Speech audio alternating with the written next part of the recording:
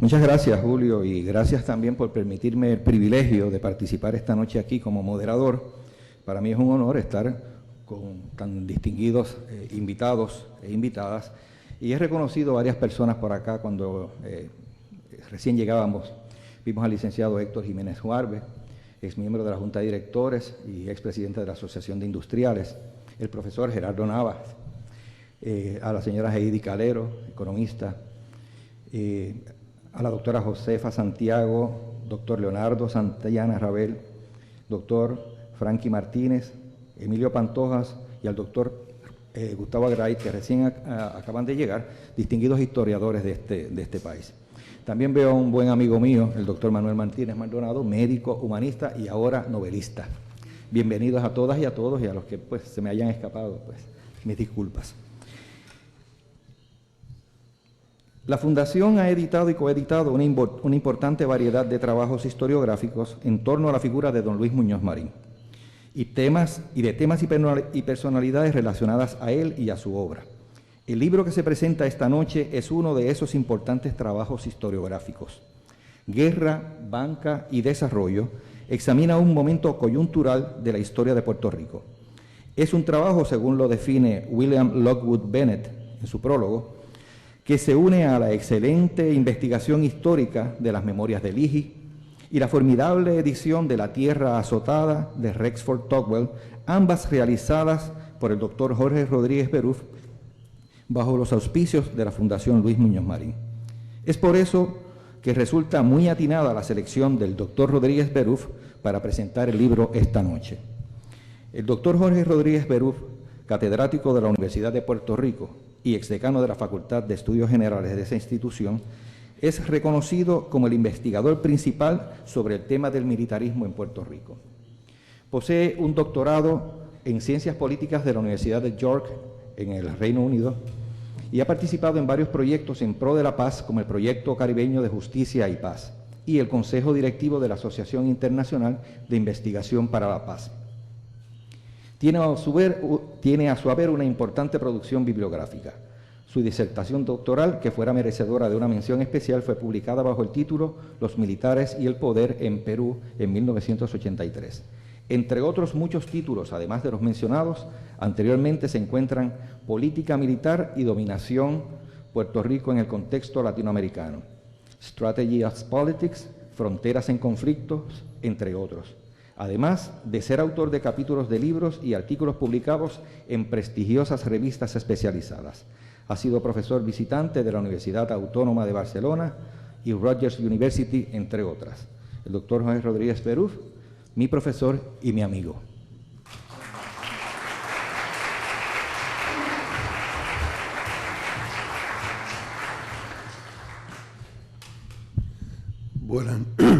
Buenas noches a todos. Es un placer estar aquí presentando este libro, ya que presentar este excelente libro titulado Guerra, Banca y Desarrollo, el Banco de Fomento y la Industrialización de Puerto Rico, es un honor que agradezco al autor José Bolívar, ya que su invitación es una expresión de confianza personal y académica.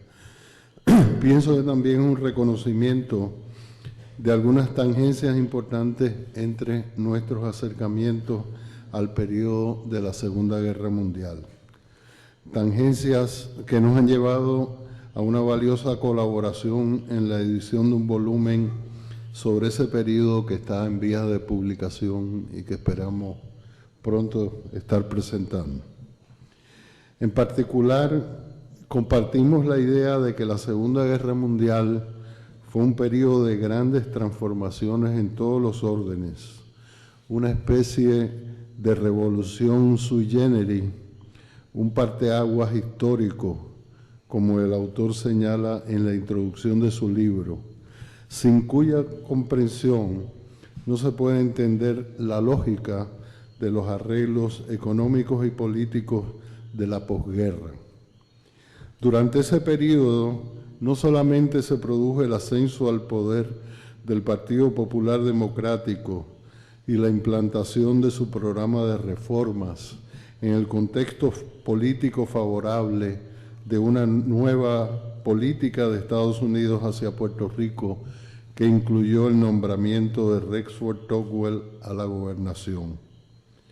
Los procesos económicos y políticos también estuvieron condicionados por los efectos de la guerra mundial, que impactaron a Puerto Rico de diversas maneras, incluyendo, entre otras cosas, los enormes gastos de defensa del gobierno federal, las construcciones de grandes bases y de la infraestructura necesaria para su funcionamiento, el reclutamiento masivo de los puertorriqueños, el bloqueo alemán de la isla y las nuevas oportunidades de exportación de ron al mercado estadounidense.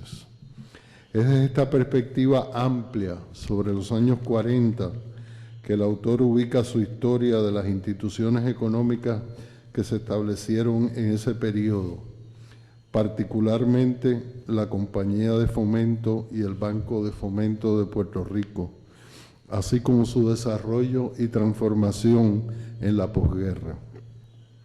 En realidad se trata de una investigación sobre la nueva institucionalidad económica que se comenzó a construir durante el conflicto y se consolidó en la posguerra. En un pasaje del excelente prólogo de William Lockwood, él resume toda una serie de temas que aparecen en este libro. Pero yo diría que además de abordar todos esos temas específicos que menciona Lockwood en el prólogo, Guerra, Banca y Desarrollo tiene la virtud de trascenderlos, en el sentido que también representa un esbozo de una propuesta para una historia económica que aún no se ha escrito del periodo de la guerra y de la inmediata posguerra. El análisis sobre el Banco de Fomento, el cual examina minuciosamente a través de múltiples fuentes, incluyendo documentos internos del banco y testimonios de 4 de sus expresidentes, es un leitmotiv para la consideración más amplia de la trayectoria económica de Puerto Rico. A través de la historia del banco, el autor abre una puerta para considerar algunos de los procesos más importantes de los sectores gubernamental, industrial y financiero de la economía de Puerto Rico durante el periodo estudiado. No era el propósito del autor proveer un cuadro abarcador de la economía puertorriqueña, por lo que faltan algunos elementos clave, como lo que ocurrió en ese periodo con la agricultura. Aún así, el libro nos permite entender algunos de los dilemas que enfrentó el liderato del país para formular una política de desarrollo en la posguerra y algunas de las decisiones claves que determinaron el derrotero económico de Puerto Rico. Por eso debe ser leído no solamente por los que puedan tener interés en la trayectoria del Banco de Fomento, sino por cualquier persona que desee conocer la historia de Puerto Rico en el siglo XX, particularmente en sus aspectos económicos. José Bolívar posee una formación que le permite acercarse a los temas de su investigación con un enfoque interdisciplinario. Es ingeniero, historiador y empresario. Una combinación de conocimientos y competencias que le permite abordar aspectos administrativos, financieros, políticos, de negocios y tecnológicos, con un enfoque integrador que no es común en la investigación histórica en Puerto Rico. Pero no se trata únicamente de poseer esas diversas competencias, sino que esa integración en el análisis se logra por ser precisamente un aspecto importante del enfoque del autor. Bolívar no se acerca a la historia económica de manera estrecha, sino en sus relaciones complejas con la política, los aspectos militares, tecnológicos, sociales y hasta el papel de personalidades influyentes, como en este caso particularmente Rafael Buscaglia y Teodoro Moscoso, para proveer nuevas explicaciones sobre temas que han sido objeto de polémica interpretativa. Por eso Guerra y Banca y Desarrollo no es una historia institucional del Banco de Fomento, como si existiera desvinculado de procesos históricos más amplios, mucho menos en un catálogo de logros escrito con intención apologética, sino que reconstruye una historia del banco en su relación con otras instituciones económicas, con procesos mundiales y políticos en Puerto Rico. De esa manera el lector puede comprender mejor el papel de la institución en el marco más amplio del devenir económico de Puerto Rico, a la vez que conoce sobre sus aportaciones y las limitaciones de su gestión. Pero además el análisis del banco, sobre el banco, nos abre una puerta de conocimiento original y novedosa a los cambios en la economía de Puerto Rico en la década del 40. El autor es también un investigador acucioso que ha trabajado en muchas nuevas fuentes para producir esta obra. En particular, tuvo acceso por autorización de Juan Agosto Alicea a las minutas de la Junta de Directores del Banco de Fomento y entrevistó a 4 expresidentes del Banco Gubernamental de Fomento: Mariano Mier, Juan Agosto Alicea, José Ramón González y William Lockwood. La calidad de su investigación se refleja en la gran cantidad de información nueva y detallada que utiliza en su texto, así como en las excelentes tablas y cuadros que aparecen a través del libro. Por eso pensamos que Banca, Guerra y Desarrollo se convertirá en un libro de consulta y referencia para temas económicos que no se encuentran en otras publicaciones. Su detallado análisis de las empresas estatales, las dificultades que confrontaron y su peso real en la economía, es un ejemplo de las valiosas aportaciones que hace este libro. Otro es la documentación del crecimiento explosivo de la Autoridad de Fuentes Fluviales y de la infraestructura energética durante la guerra e inmediatamente después.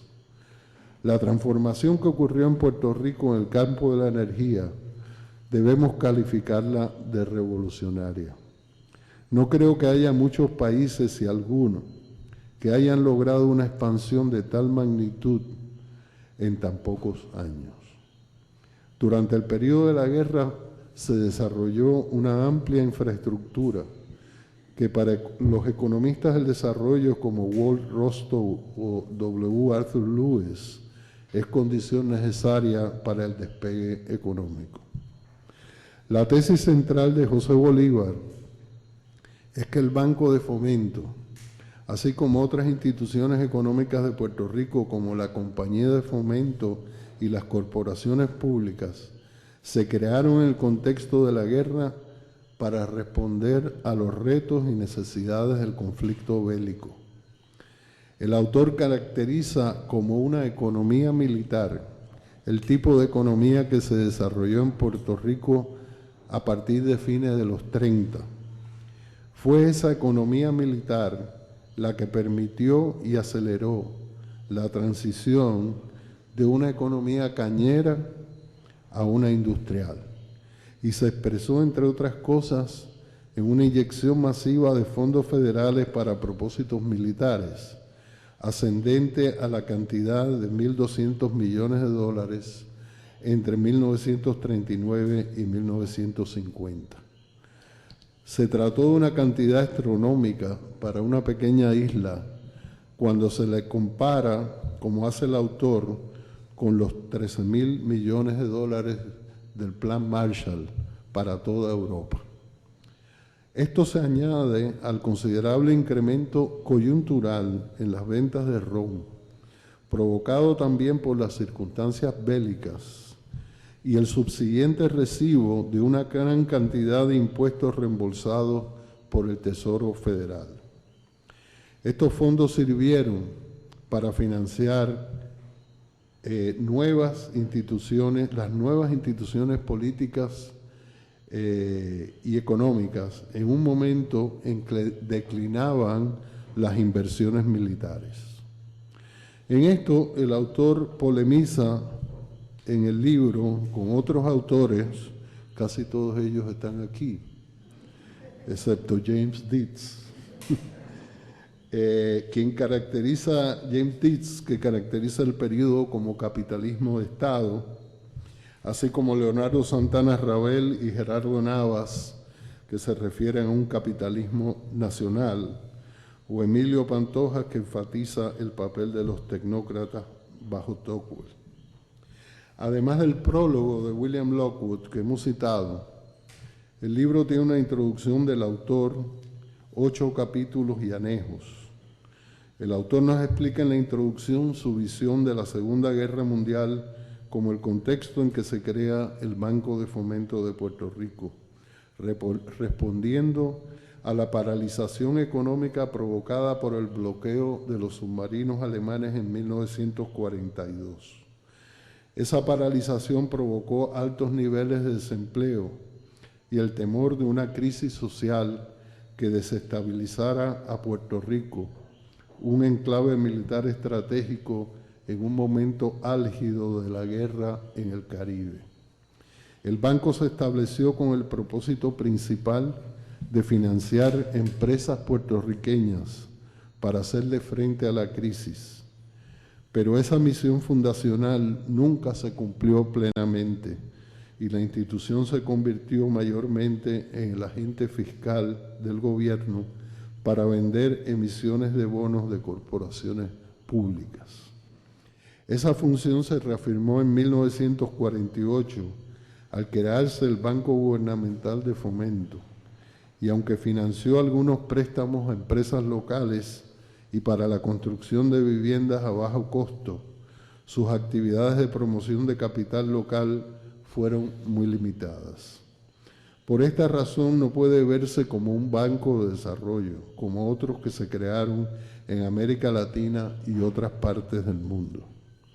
Esa es una de las tesis centrales que atraviesa el libro, que luego que las empresas estatales demostraron no poder ser el eje para el desarrollo de Puerto Rico y terminó la bonanza de los gastos militares, el país no tuvo la capacidad para generar un proceso de acumulación de capital local y un empresariado industrial puertorriqueño.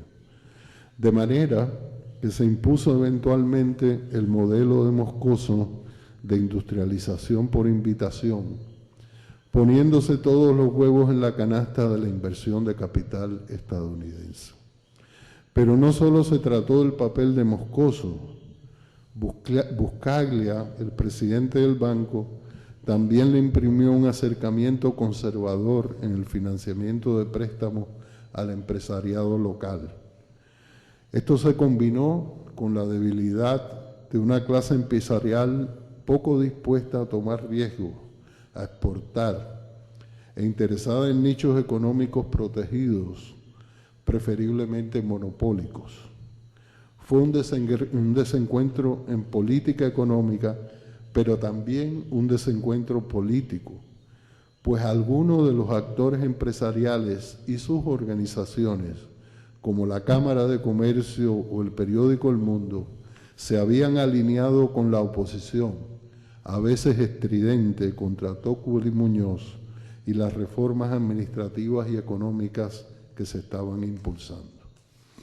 En el capítulo 1, la economía de Puerto Rico durante la Segunda Guerra Mundial, el autor provee ese contexto histórico más amplio de los principales procesos económicos y políticos en las distintas etapas del conflicto bélico. Explica el inicio de la construcción de grandes bases militares con el enorme proyecto de Isla Grande, que concluyó en 1940. las expropiaciones de tierra y los otros proyectos de construcción en la zona de San Juan. Esos gastos en construcción produjeron una bonanza económica entre 1939 y 1941 y una reducción del desempleo. Una vez entran formalmente los Estados Unidos en la guerra, Puerto Rico tiene que confrontar tiempos muy difíciles en 1942 y 1943, cuando aumentan los precios y el desempleo y los submarinos provocan una crisis en el tráfico marítimo. Luego se planteó el fin de los grandes proyectos de construcción al moverse la guerra hacia el espacio norafricano y europeo. A pesar de todo, la guerra fue un periodo de expansión económica impulsada por los enormes gastos militares. La producción de cemento se quintuplicó entre 1940 y 1950. Creció el sector bancario. Se expandió enormemente el sistema eléctrico. La reducción en la construcción militar fue contrarrestada por el boom en las exportaciones del ron, que se convirtió en una bonanza fiscal para el gobierno de Puerto Rico.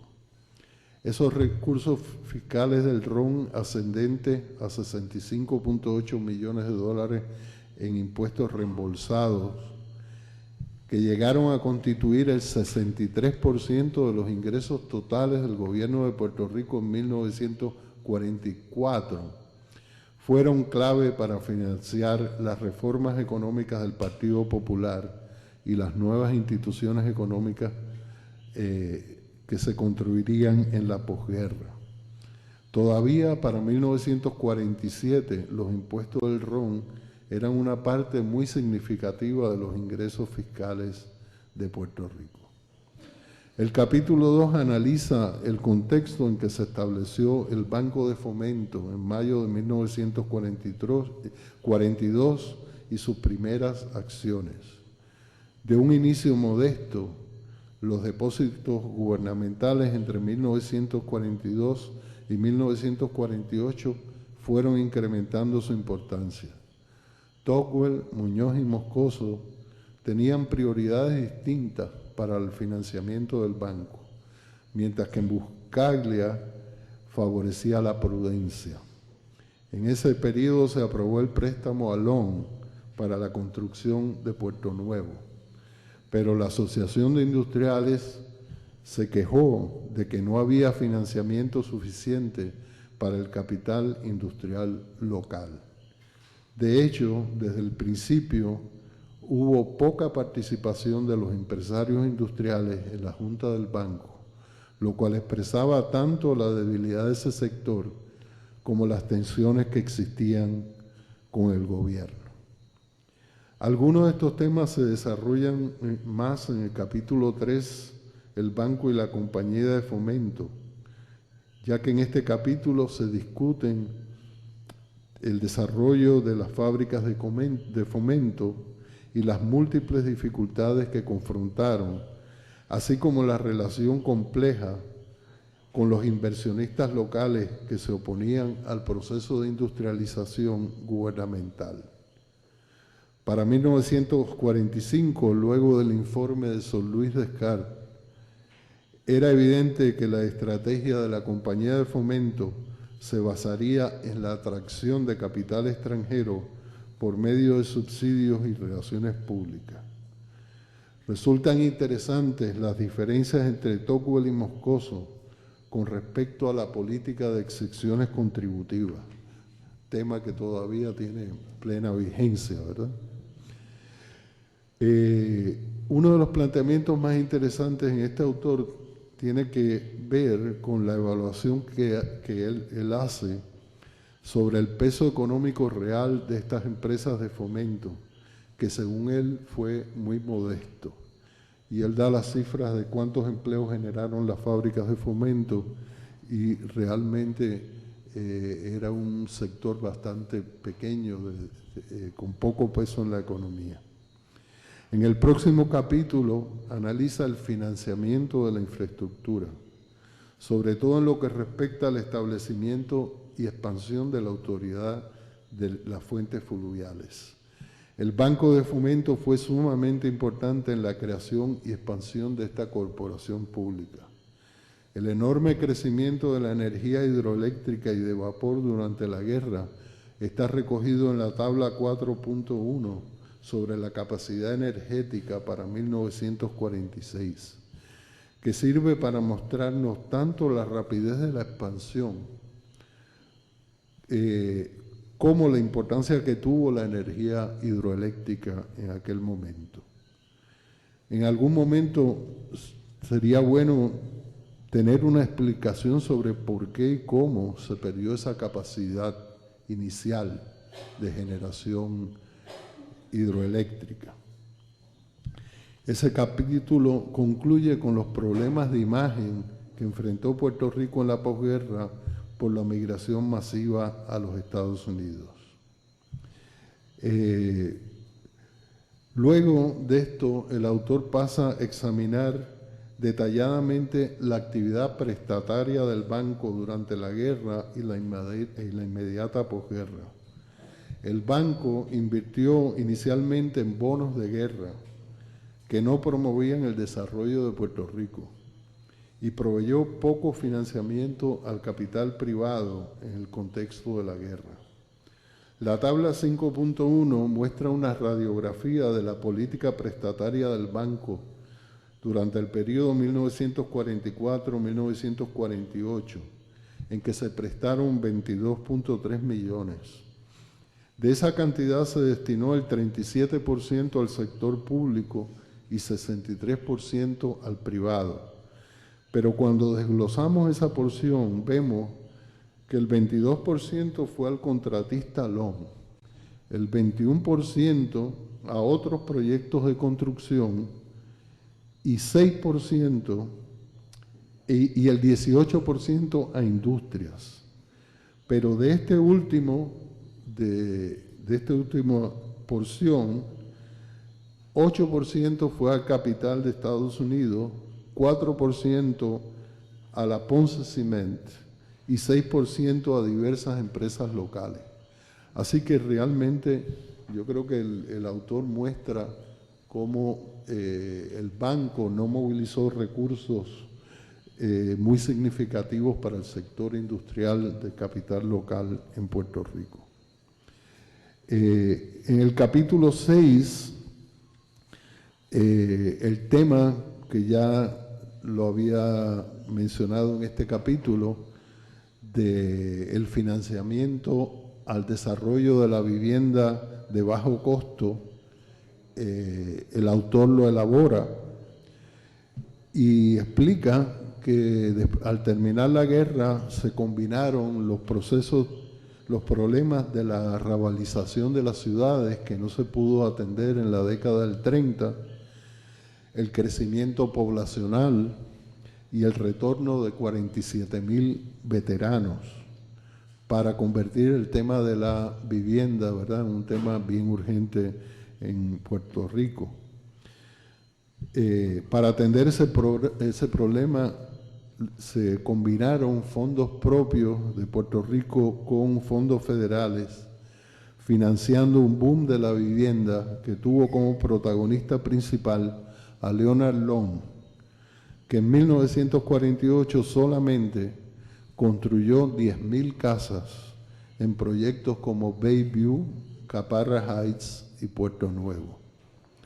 Es en ese contexto de la expansión del proyecto urbanizador Bajo Piñero que el banco abandona claramente, según el autor, su misión de desarrollo industrial. Inevitablemente el autor aborda en este contexto el conflicto Muñoz-Piñero alrededor de los intereses de las empresas LOM.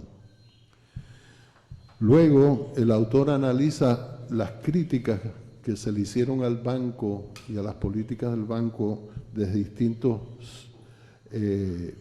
sectores políticos, ¿verdad?, y figuras importantes, tanto de Puerto Rico como del Congreso de Estados Unidos.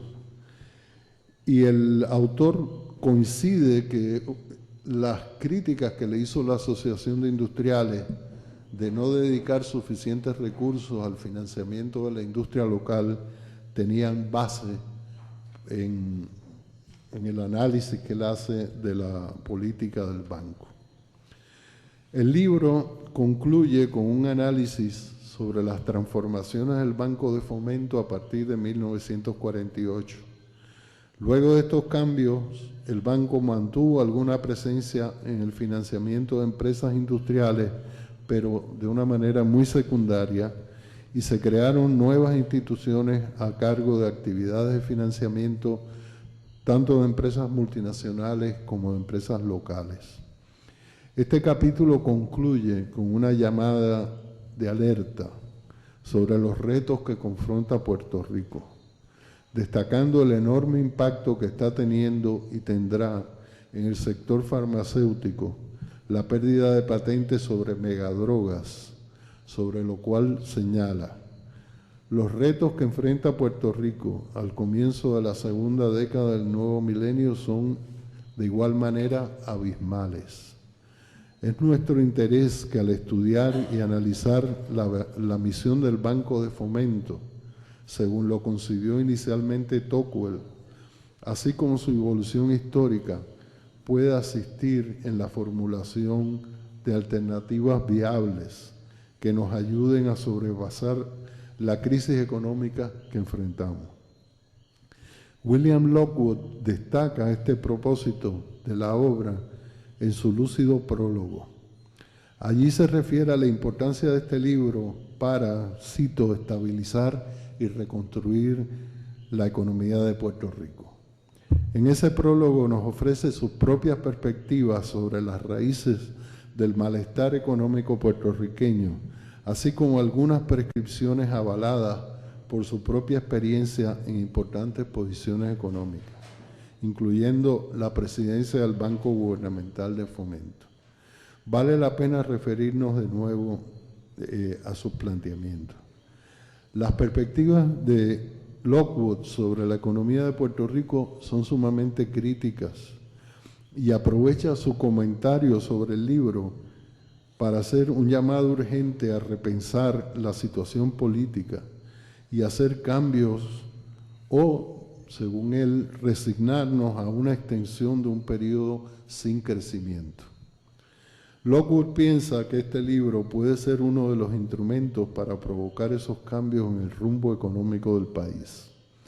Algunos de sus señalamientos tienen que ver con la necesidad de repensar el papel de las iniciativas y programas federales y la política sobre el capital local.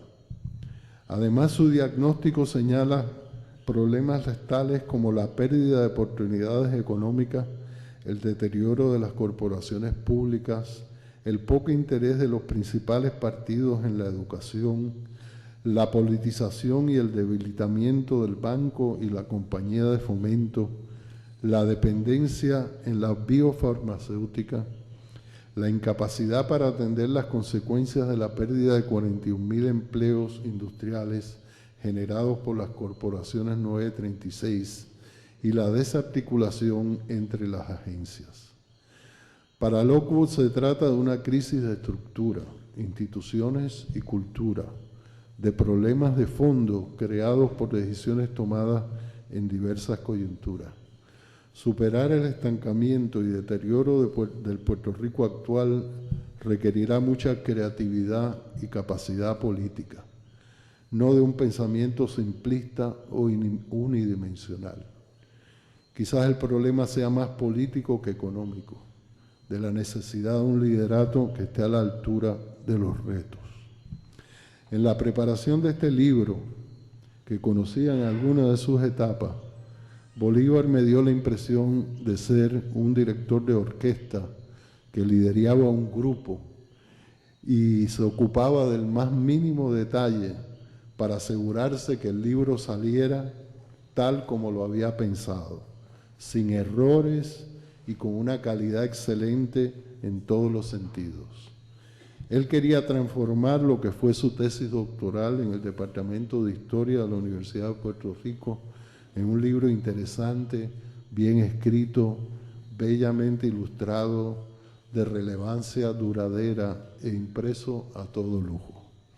Creo que lo ha logrado y que el tiempo demostrará que hizo una aportación muy importante al conocimiento de la historia contemporánea de Puerto Rico.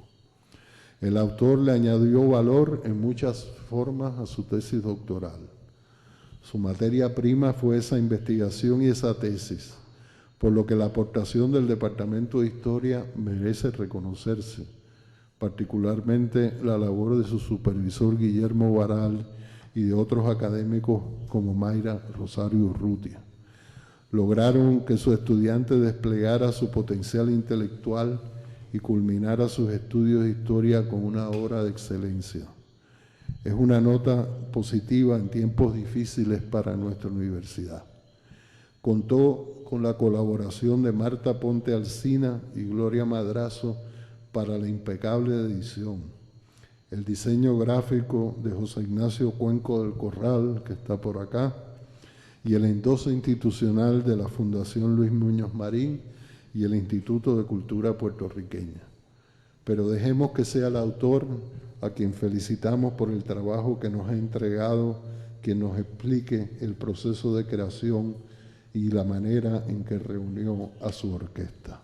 Muchas gracias.